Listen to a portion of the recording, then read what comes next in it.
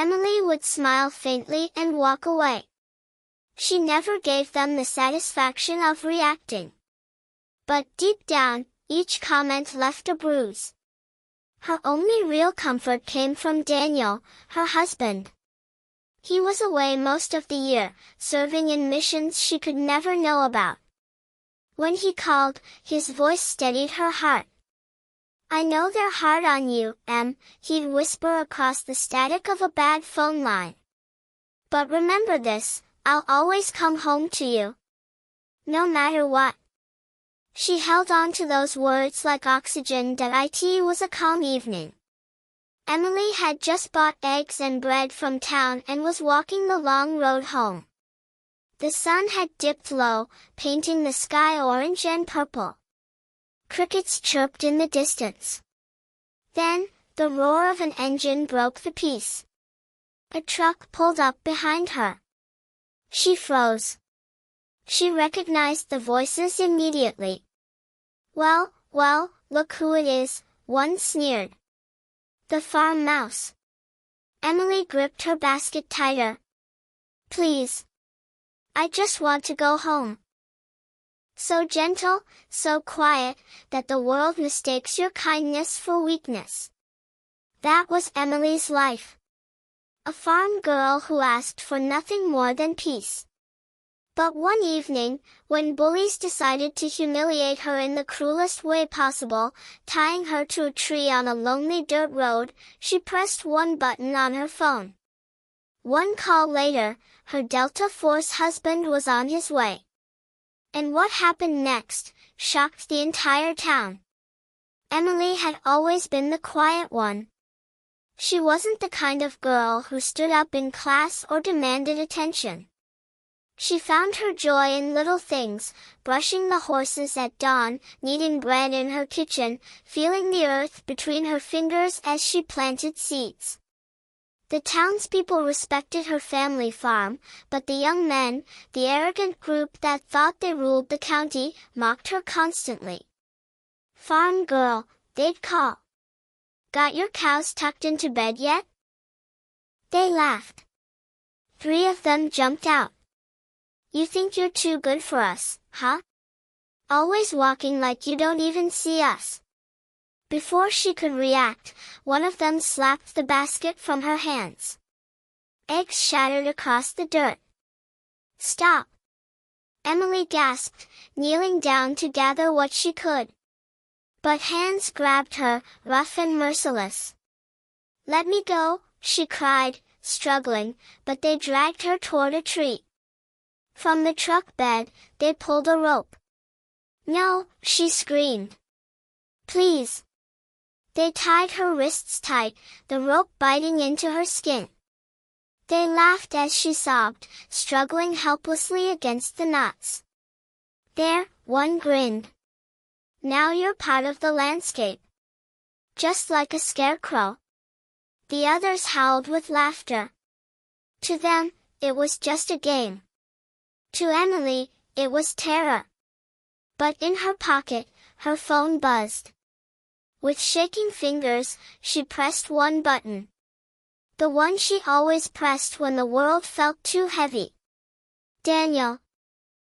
The call connected. She couldn't even lift it to her ear. But he heard it all. The cruel laughter. Her muffled cries. The sound of rope tightening. "Emily?" His voice was sharp. Alert. "Emily, what's happening? Talk to me." She couldn't. But he didn't need her words. Daniel was already moving. Daniel was halfway across the world when the call came. Sitting in a tent, finishing a briefing. But when he heard his wife's sobs, something inside him snapped. Within minutes, he was on a plane. Delta Force men had their ways.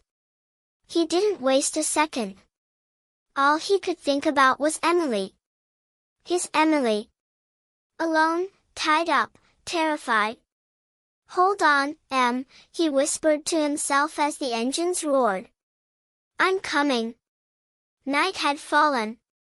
Emily shivered against the tree. The bullies had left her there, still tied, thinking it was the funniest prank of all. But then, headlights. A black truck pulled onto the dirt road. Emily's breath caught in her throat. The door opened. And there he was. "Daniel," she whispered, tears streaming down her face. In 3 long strides, he was beside her. His strong hands untied the rope, his arms wrapped around her trembling body. She collapsed against him, sobbing into his chest. "I'm here," he whispered. "I've got you, Emily. You're safe now."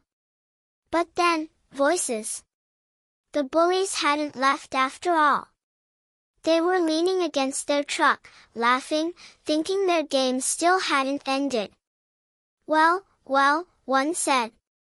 "Look who came to save the farm mouse." "Another farmhand?" Daniel turned slowly, his arms still wrapped around Emily. His jaw clenched. His voice came low, dangerous. "I'm her husband."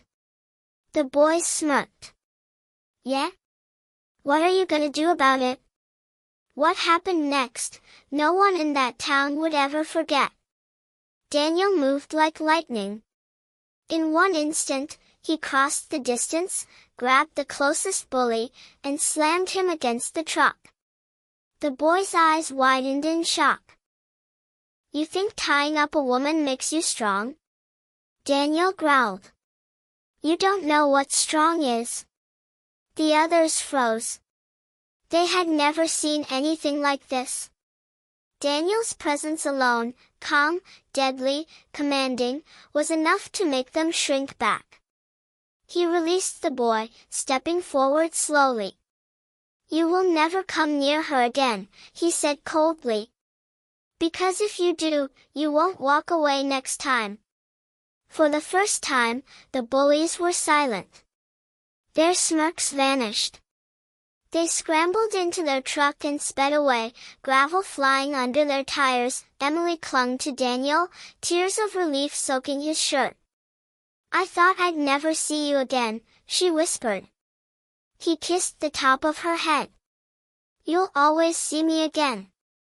No matter where I am, if you call, I'll come." For the first time in weeks, she felt safe.